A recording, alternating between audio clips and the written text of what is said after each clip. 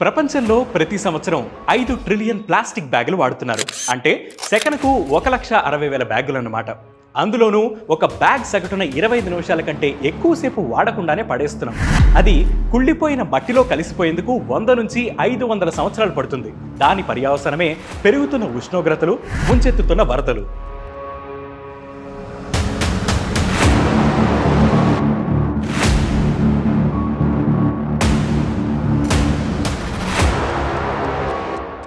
Plastic waste materials index 2019 నివేదిక ప్రకారం ప్రపంచవ్యాప్తంగా సింగిల్ యూజ్ ప్లాస్టిక్ పాలిమర్ ఉత్పత్తిలో ఇండియా 13వ లార్జెస్ట్ ఇన్వెస్టర్గా ఉంది. 5.5 మిలియన్ టన్నుల సింగిల్ యూజ్ ప్లాస్టిక్ వ్యర్థాలతో ప్రపంచవ్యాప్తంగా 3వ స్థానంలో ఉంది. అయితే United Nations Environment Programme data ప్రకారం ఇండియా 85% ప్లాస్టిక్ వ్యర్థాలను మిస్మేనేజ్ చేస్తోంది. అంటే సరిగ్గా రీసైకిల్ చేయకుండా ప్లాస్టిక్ను రోడ్డు పక్కనే పడేయడం, కాల్చేయడం, డ్రైనేజీల్లో, నదుల్లో వేయడం వంటివి చేయడం వల్ల సమస్త జీవరాశులకు ప్రత్యక్షంగా, పరోక్షంగా హాని కలిగిస్తోంది. 2050 నాటికి గ్రీన్ హౌస్ గ్యాసెస్లో 5 నుంచి 10% share single use plastic they ఉంటుందని కొన్ని సర్వేలు వెల్లడించాయి. అయితే 2018 జూన్ 5న ప్రపంచ పర్యావరణ దినోత్సవం సందర్భంగా 2022 నాటికి భారతదేశం సింగిల్ యూజ్ ప్లాస్టిక్ ను దశలవారీగా తొలగిస్తుందని ప్రధాని నరేంద్ర మోదీ ప్రకటించారు. 3 ఏళ్ల తర్వాత 2021 ఆగస్టు 12న గుర్తించిన సింగిల్ యూజ్ ప్లాస్టిక్ వస్తువులపై నిషేధం విధించారు. ఈ నిషేధం 2022 జూలై 1 నుంచి అమల్లోకి వచ్చింది. అయితే ఈ నిషేధంలో కూడా కొన్ని ఎగ్జంప్షన్స్ ఉన్నాయి. 19 ఎంపిక చేసిన సింగిల్ యూజ్ ప్లాస్టిక్ వస్తువులపై మాత్రమే ఈ నిషేధం ఉంది. సింగిల్ యూజ్ ప్లాస్టిక్ అంటే పారేయడానికి లేదా రీసైకిల్ చేసే ముందు కేవలం ఒక్కసారి ఉపయోగించే వస్తువులు. Plastic bottles, plastic spoons, thermocol materials వంటివి దీని కిందకే వస్తాయి. బ్యాన్ చేయడం వరకు అంతా బానే ఉంది, కానీ అది ఎంతవరకు అమలైందనేదే చాలా ముఖ్యం. ఎందుకంటే సింగిల్ యూజ్ ప్లాస్టిక్ ని పూర్తిగా నిషేధించి 2 ఏళ్లైనా మనం ఇంకా వాటిని వాడుతూనే ఉన్నాం. నిజానికి నిషేధించబడిన సింగిల్ యూజ్ ప్లాస్టిక్ వస్తువులు వార్షిక వాటా సంవత్సరానికి దాదాపు 0.6 మిలియన్ టన్నులు. కానీ నిషేధంలో లేని అనేక వస్తువులను ఎక్స్టెండెడ్ ప్రొడ్యూసర్ రెస్పాన్సిబిలిటీ EPR పాలసీలో కవర్ చేశారు.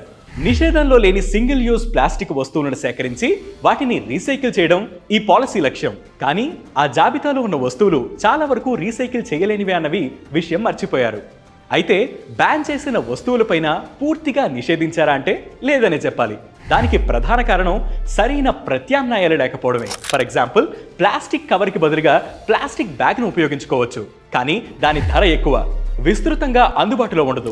అంత ధర పెట్టి కొన్నా తర్వాత ఒకేసారి వాడి పడేయాల్సిన పరిస్థితి వస్తే కాస్త కష్టంగానే ఉంటుంది. సో బ్యాన్ చేసిన సింగిల్ యూజ్ ప్లాస్టిక్ వస్తువులు easy to buy, easy to use, easy to throw. కాబట్టి వ్యాపారస్తులు కానీ వినియోగదారులు కానీ వాటిని పూర్తిగా నిషేధించలేకపోతున్నారు. దాంతోపాటు ఈ వస్తువులను ఉత్పత్తి చేసే వారిని కూడా నియంత్రించగలగాలి. ఆ పరిశ్రమ మీద ఆధారపడి జీవిస్తున్న దాదాపు 10 లక్షల మంది కార్మికులకు కూడా ప్రత్యామ్నాయాలను కల్పించాలి. ప్లాస్టిక్ సప్లై చేసేవారిని అడ్డుకోవడానికి విస్తృతంగా తనిఖీలు చేయాలి, చలాన్లు వేయాలి. రాష్ట్రాలు కూడా కనీసం 15 రోజులకు ఒకసారి సెంట్రల్ పొల్యూషన్ కంట్రోల్ బోర్డుకి ఎన్ఫోర్స్మెంట్ నివేదికలు సమర్పించాలి. CPCB ఈ సమాచారాన్ని ప్లాస్టిక్ వేస్ట్ మేనేజ్మెంట్ రూల్స్ 2016 ప్రకారం తన వార్షిక నివేదికల్లో చేరుస్తున్నట్లు నిర్ధారించుకోవాలి. ఇదంతా జరిగే పనేనా అని అనుకోవద్దు. మనకంటే చాలా బలహీనమైన ఆర్థిక వ్యవస్థలైన టాంజానియా, రువాండా వంటి దేశాలే దీన్ని సక్సెస్ఫుల్గా ఇంప్లిమెంట్ చేశాయి. మరి మనం ఎందుకు చేయలేం? అండ్ ప్రభుత్వానిదే పూర్తి బాధ్యత. రూల్స్ ఉంటేనే నేను పాటిస్తానని అనుకుంటే నష్టపోయేది మనమే. ప్రజలు కూడా ప్లాస్టిక్ నివారణలో భాగస్వామ్యం అవ్వాలి. ప్లాస్టిక్ కనిపెట్టక ముందు కూడా అన్ని పనులు జరిగాయి కదా, మరి ఇప్పుడెందుకు ఇంపాసిబుల్? కానీ కొన్ని రోజులు కష్టంగా ఉండొచ్చు, కానీ ఆ తర్వాత అలవాటైపోతుంది. సో వీలైనంత వరకు ప్లాస్టిక్ వాడకాన్ని తగ్గించండి. ఇలాంటి మరిన్ని ట్రెండింగ్ వీడియోస్ మరియు ఎక్స్ప్లెయినర్స్ కోసం వే2న్యూస్ యూట్యూబ్ ఛానల్ని సబ్స్క్రైబ్ చేయండి. అలాగే వే2న్యూస్ యాప్ని ఫ్లిప్ చేయండి.